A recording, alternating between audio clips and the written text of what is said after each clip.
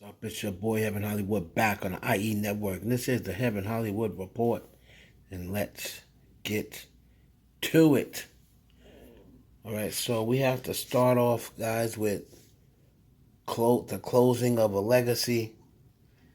Miss Serena Williams announced that she will retire from tennis after the U.S. Open, so that will be in September. Serena Williams will be retiring. She's at the age of 40 years old. She started playing at 14, so it's pretty much 26 years. You guys know how I am. I'm very transparent. Everyone knows that I'm an emotional Scorpio. And people, make fun of me sometimes. Well, not make fun of me, but, you're always crying. Like, you always, I just see, I see and get a lot of joy out of, someone of my own, one of my own people, knowing that where she came from and where she started and what her father had to endure to get her into tennis, and to see her accomplish so much after I watched her very first tennis match in 1994. Serena actually, her very first tennis match was in Montreal, Canada, I believe. And she lost that match. So her sister was already playing. She lost that match 6-1, 6-1. And it looked as though like, oh man, she's not going to be that good.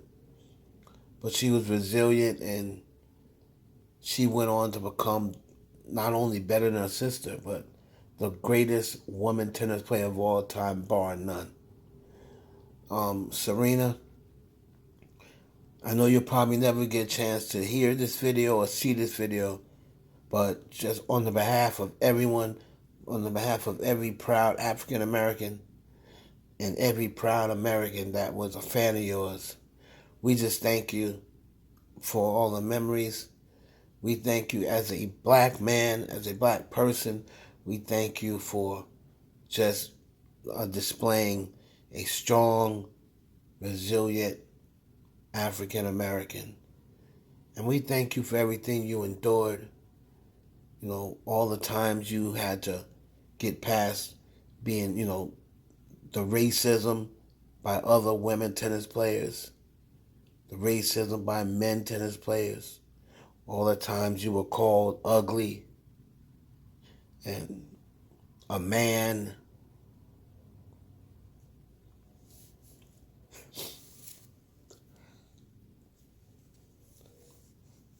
I'm just very proud of Serena Williams, and you're going to be really missed.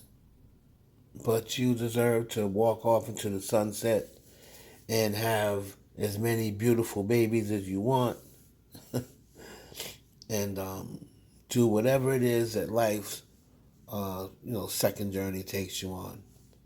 But thank you, Serena, and congratulations to the greatest of all time, Serena Williams. Whew, sorry, guys. Moving on to the Breakfast Club. Angela Yee, I call her the queen of New York media. She tweeted out, "The Breakfast Club, as you know it, is officially over." It's from Hollywood Unlocked. Angela Yee sends out tweets saying the Breakfast Club is over. So, the Breakfast Club, as you know it, is the key word. So, I'm thinking that either one or both, Angela Yee and Charlamagne, are both gone. Envy is the Breakfast Club, even without those two. So I believe that's his show. So I think Envy's staying, but I believe they're changing the other two. I know definitely they're changing at least one. Now, it's a miracle that they last this long, especially after all of the controversy with the Gucci interview and Charlamagne going out doing his own things and trying to get shows behind people's back, and then was pretty much out the door. And then when his show fell through because of the alleged SA charges, he went back to the Breakfast Club. Him and Angela Yee was able to mend their ways, mend their fences at least somewhat, at least so they could be cordial on the radio. Because at first, everyone could tell they just did not want to be there working with each other. But as time went on, it got a little better, so to at least where they were cordial, and they could at least fake being cool, but they never, resumed their friendship back to what it used to be, ever since that interview. So I'm looking forward to see what exactly they mean by Angela meant by "as we know it." I'm going to say two of the three are leaving. That's what I'm going to say. But we'll definitely find out. The Breakfast Club is over.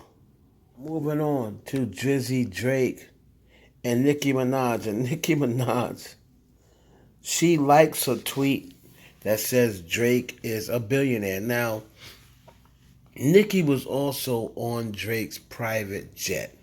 All right. She had it on her Insta story. I was not able to duplicate that. But if you want to, just go to her Insta story. And she's talking about Air Drake.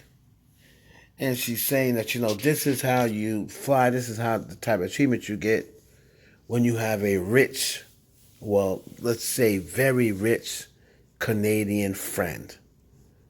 She's a Drake, who is a billionaire, who is the only person that doesn't want people to know he's a billionaire. So she pretty much said Drake was a billionaire. Now, she also tweeted out these things. They were just having fun.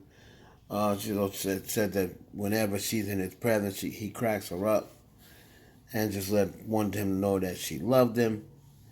So the funny thing is, I wouldn't be surprised if Drake. No, let me not say that. I would be surprised. There's Nicki with Drake's mom. I would be surprised. I don't think Drake is a millionaire. I don't think Drake is a billionaire, but I do think he could possibly get there. Drake's very smart. I heard he's very smart with his money. So I definitely believe that he could get there. I don't think he is one right now, but I think he could get there. And someone asked me to do a video on Nicki Minaj's upcoming era. So I felt like I kind of did this already, but because it was requested of me, I'm going to do it now. Now, they specifically asked me what I was looking forward to in Nicki Minaj's next era, and what do I expect, what type of content do I expect her to deliver. Now, that was a very good question. I feel as though with this era coming up in Nicki Minaj, I'll tell you what I would like to hear. I would like to hear more kind of full circle songs, a few heartfelt songs. After she had to be maybe a song about, her feeling after giving birth to her son, or just a song about dealing with the anxiety or the pressure of being the queen of rap. Songs with a little bit more substance I would like to see, especially now in the fifth era. What do I think I'm going to hear? I think you're going to hear a couple, some much more pop joints than we've heard, on her last project and on some of these singles and features. I do believe she is back, at least in decent graces with the pop people. So that is going to enable her to do records with a Dr. Luke or a Calvin Harris. Because I do not feel as though now, where she was blackballed before completely across the globe, I don't feel as though now it's the same thing. It's been many years. But I do believe at least some of the producers that she has access to, someone like a Dr. Luke or someone like a Calvin, I think you'll hear at least 2 or 3 pop songs, pop rap on this next time. I think you'll probably hear maybe one song where she's kind of like doing like the hybrid rap, through the song. Um, I do expect they also wanted me to speak on support. What type of support do we think she get? And I said before, I was looking at this era, and I just see, maybe it's just me. A lot of people saying no, they don't see any different. It just seems like the temperature is different this time around. I don't know whether she's going to get a number one song, a number one album. I don't know about all I don't know about that stuff. But what I do know is just the temperature is just different. The feel is different. You could tell on social media that the feel is different. You could tell in within the industry. I talk to someone from the industry every single day. And it's not, I don't hear as much disdain, for Nicki as I heard, during the Queen era.